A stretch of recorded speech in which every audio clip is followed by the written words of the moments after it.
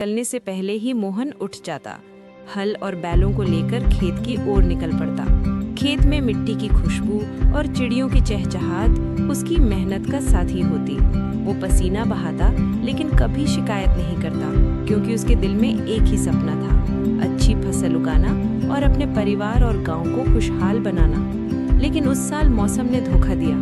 बरसात देर से आई और फसल सूखने लगी। गांव के कई किसानों ने हार मान ली।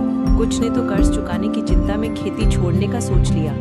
मोहन भी परेशान था, लेकिन उसने हिम्मत नहीं हारी। उसने दिन रात खेतों में मेहनत की, कोने से पानी खींचकर खेतों में पहुंचाया, पौधों पर गोबर और जैविक खाद डाली। वो कहता, धरती माँ मेहनत पहचानती है, बस भरोसा रखो। धीरे धीरे बादल छाए और एक दिन अच्छी बारिश हुई। गांव के सूखे खेत हरे हो उठे। महीनों की मेहनत और उम्मीद रंग लाई। जब गेहूं की सुनहरी बालियां लहराने लगी तो पूरे गांव में खुशियां छा गईं। सुबह की ठंडी हवा में जब गांव के पेड़ों से चिड़ियों की चहचहाट गूंज रही होती है, किसान अर्जुन अपने मिट्टी के घर से बाहर निकलता है। उसका खेत पूरी तरह सूख चुका है और दरारों से भरा पड़ा है। गांव वाले कहते हैं, अब यहाँ घास भी नहीं उगेगी। बच्चे भी हंसते हैं और गाना गाते हैं, अर्जुन का खेत, बंजर का खेत। अर्जुन कुछ नहीं कहता, वो बस आसमान की तरफ देखता है और सोचता है, अगर धरती माँ को प्यार दूंगा तो वो जरूर जवाब देंगी। हर सुबह अर्जुन बैलों के साथ खेत की जुताई करता है, दोपहर में नदी से पानी लाता है और शाम को मिट्टी से छोटे छोटे तालाब बनाकर पानी रोकता है। धीरे धीरे चिड़िया उसके खेत में आकर बैठने लगती है, हवा ठंडी लगने लगती है और खेत में छोटे पौधे उगने लगते हैं। लेकिन कहानी यही खत्म नहीं होती।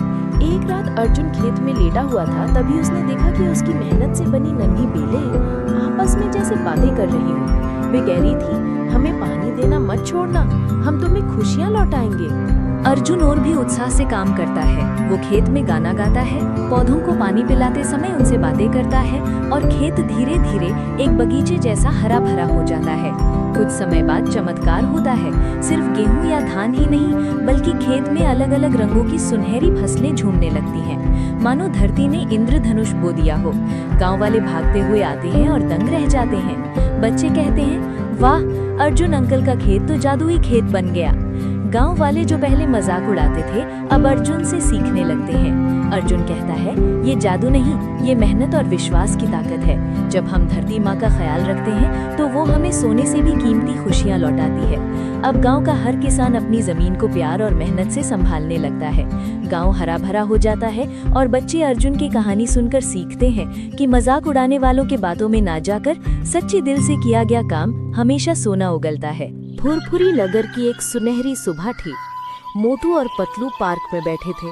मोटू जम्हाई लेते हुए बोला, पतलू, अगर मैं पुराने जमाने में चला जाऊं तो वहाँ के समोसे कैसे होंगे? पतलू मुस्कुराते हुए बोला, पहले ये तो बता, तू टाइम मशीन चला पाएगा? तभी दोनों डॉक्टर झटका की लैब पहुँचे। डॉक्टर झटका खुशी से बोला, देखो मेरे दोस्तों, ये है मेरी नई टाइम मशीन, इससे तुम अतीत में जा सकते हो। मोटू की आंखें चमक उठी। तो चलो पतलू, पुराने जमाने में समोसे खाने चलते हैं। पतलू ने सिर पकड़ लिया, लेकिन मोटू ने मशीन का बड़ा लाल बटन दबा दिया। धड़ाम की आवाज के साथ दोनों पुराने जमाने में पहुंच गए। चारों ओर राजा महाराजा, घोड़े गाड़ी और ढोल नगाड़े थे। पतलू हैरान रह गया। मोटू, ये क्या कर दिया तूने? तभी मोटू को समोसे की खुशबू आई और वो सीधा राजमहल के रसोई घर में घुस गया। चिल्लाया, चोर, समोसे चुराने आया है। सैनिकों ने मोटू को पकड़ लिया। पतलू भागता हुआ आया और बोला, हम चोर नहीं, भविष्य से आए हैं। राजा ने कहा, भविष्य से? तो तुम लोग जादूगर हो। राजा ने उन्हें जादू दिखाने का आदेश दिया।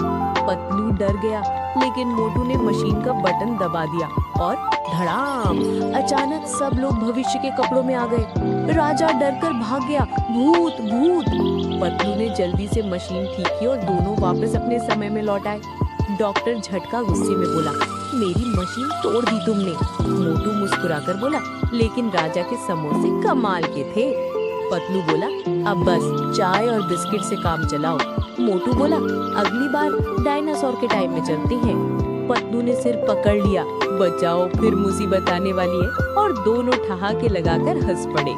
अगर आपको हमारी वीडियो पसंद आई हो तो प्लीज लाइक करें और चैनल को सब्सक्राइब करना मत भूलिए ताकि हम और मजेदार वीडियो लाते रहें।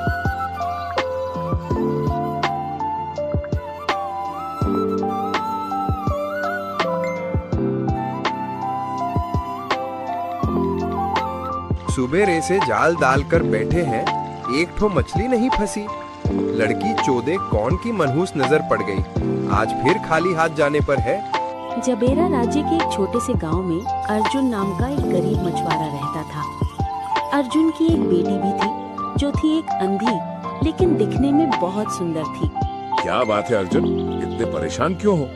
क्या हो गया? अब क्या बताऊं काका, आप तो जानते ही हो, गौरी की माँ के जाने के बाद से गौरी की सारी जिम्मेदारी अब मेरे ऊपर आ गई है। और अब गौरी भी बड़ी हो गई है, लेकिन क्या कहें, उसके अंधे होने के कारण उससे कोई शादी करना नहीं चाहता। अब तुम ही बताओ। अर्जुन तुम चिंता मत करो, ऊपर वाला हमेशा हमारी परीक्षा लेता है। ऐसे में हमें हिम्मत से काम लेना चाहिए। हाँ, शायद तुम ठीक कहते हो काका।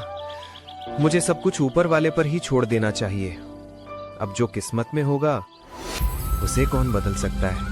इतना कहकर अर्जुन नदी किनारे मछलियाँ पकड़ने चला जाता है। ऊपर वाले, मेरी बेटी की किस्मत का दरवाजा अब तू ही खोल। इतना कहकर अर्जुन मछली पकड़ने लगता है। धीरे धीरे शाम होने लगती है। अर्जुन के जाल में थोड़ी बहुत मछलियाँ फंसी हुई थी।